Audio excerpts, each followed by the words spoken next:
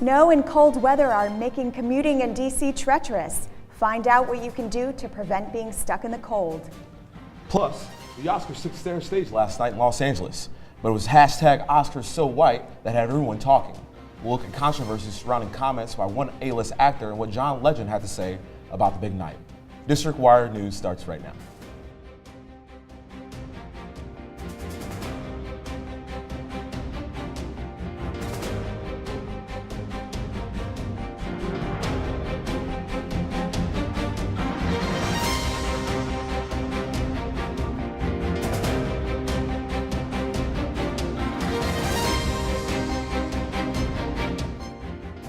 Good evening, I'm Jeremy Mohue. And I'm Katie Ledin.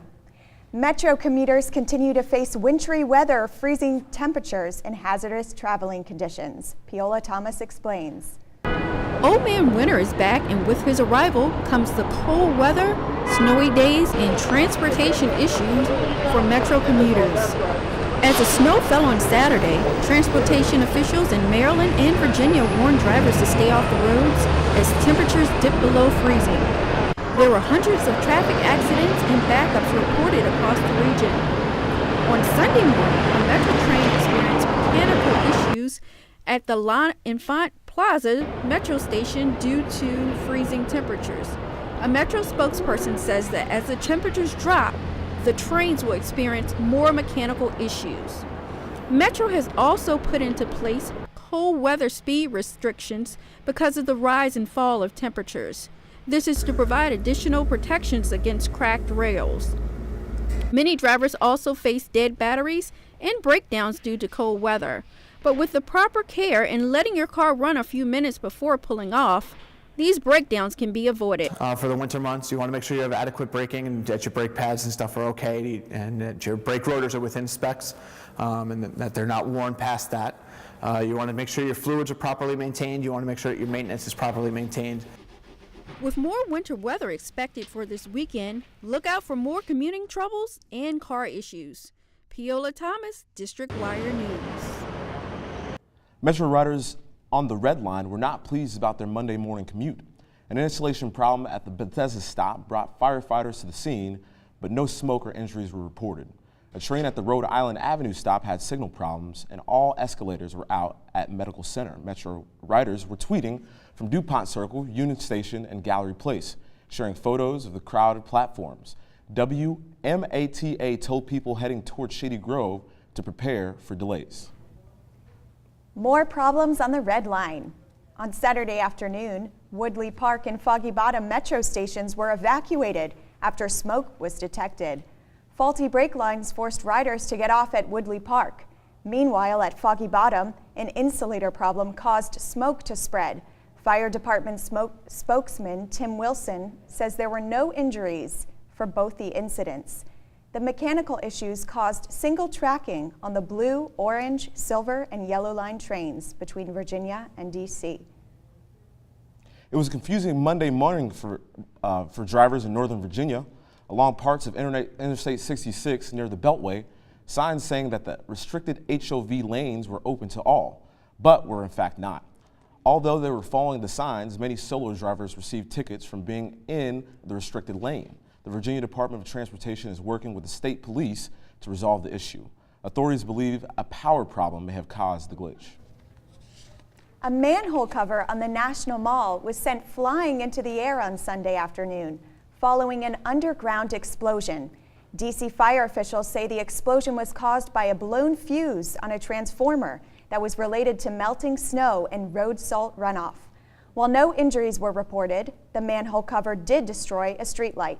Officials say it affected about 2,600 Pepco customers around the National Mall.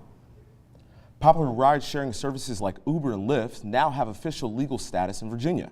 James Dubeck has more on how companies will operate. Driven an Uber for a year and a half.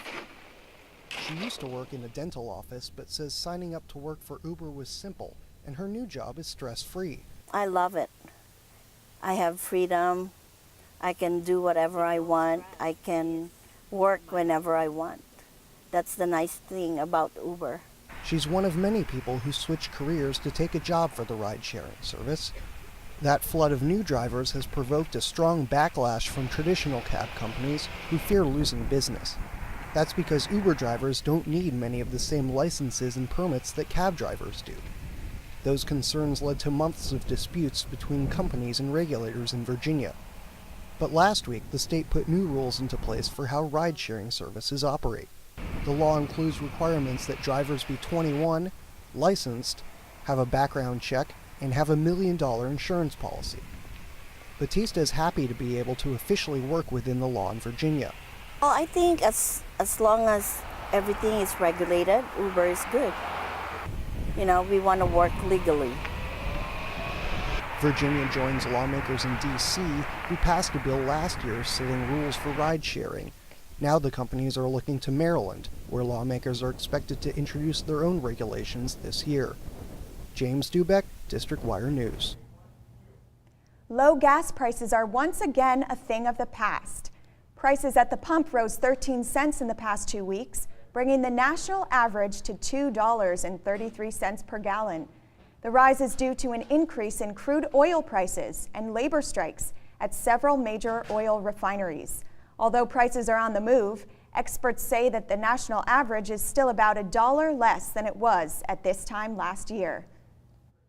Police are investigating a homicide in Northeast D.C.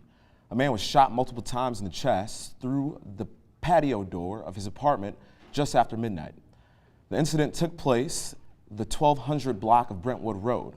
Police say suspects are two black males. One wore all black and the other wore a blue and white jacket. A black four-door SUV was also seen at the shooting. Montgomery County fire officials are looking into what caused a house fire this morning in Olney. The fire broke out at about 2:30 a.m. on the 6400th block of Olney and Laytonsville Road. The cause of the fire remains unknown, but authorities say it may have started in the basement. It took 75 firefighters to put out the blaze, and no one was hurt. The Prince George County Courthouse in Upper Mall Road remains closed for a third day because of pipe bursts. A courthouse official says pipe exploded Sunday morning due to freezing temperatures. Circuit court bond holdings will be held at the county jail. District court bond hearings are taking place at the Hyattsville Courthouse. Domestic violence petitions will be accepted there today as well. Heartfelt speeches delivered at the 2015 Oscars left a lasting impression for many, but not without shining a light on issues like ALS, equal pay, civil rights, and suicide. Breon Page reports. Oscar speeches invoked activism and calls for social injustice. One of the biggest controversies of the night included the lack of diversity amongst winners. Oscar winners John Legend and Common won for their song Glory in Selma and mentioned the need for more diverse films and racial equality. We know that the Voting Rights Act that they fought for 50 years ago is being compromised right now in this country today. We know that right now the struggle for freedom and justice is real. We live in the most incarcerated country in the world. John Legend made a comment about over-incarceration in this country, and it's a big deal, and it's probably something that needs to be addressed a bit better than it is, not as a term of, or an issue of racism, but an issue of incarceration. We just lock too many people up. Fans immediately took to social media after Patricia Arquette won for Boyhood and tweeted using the hashtag #OscarSoWhite. Neil Patrick Harris set off the tone by, even in his introduction, by saying, the best and the whitest, and then saying, oh no, I mean the brightest, right? So I think they wanted to acknowledge that there was going to be some, there's some controversy surrounding how the lack of diversity in the Oscars. Who gave this son of a bitch's green card? Birdman. I don't think they're coming from a position where it's detrimental to them to say these kinds of statements. I don't think there's any kind of risk for them to say these kinds of statements just because of the positions of power they're in. But it's nice that they acknowledge that position of power. Dear White People director Justin Simien also took to Twitter and remained outspoken during the show, posting numerous Oscar tweets. Breon Page, District Wire News. Technology companies are looking for better ways to improve their diversity hires, and they are using a TV show for inspiration.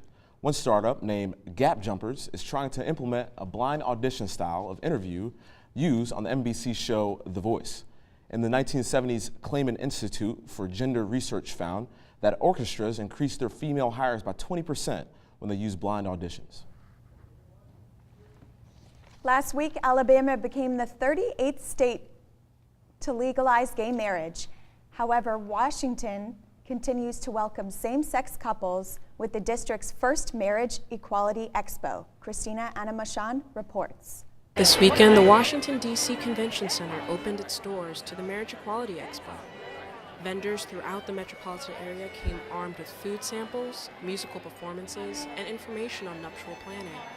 All were ready to cater to the wedding needs of same-sex couples looking to tie the knot. But we wanted to broaden our reach and come out to this event today to show that we are a welcoming venue in Prince George's County. Today, gay marriage is legal in 38 states. The legislative turn is creating a larger market for wedding businesses and a new hope for local couples. It's inspiring to see an event like this one and to see all these vendors who are promoting same-sex unions and marriages. To me, it's breathtaking because I don't remember that 5 years ago. The Marriage Equality Expo doesn't plan on making Washington its last stop. Organizers are hoping to continue taking the expo along the East Coast. Christina Anamachan, District Wire News. Coming up, Walmart is voluntarily raising their minimum wage for its employees. Plus, your education is costing you more than you think. Stay with us for a report from Dominique Jordan on how your student loans can affect your chances at becoming a homeowner.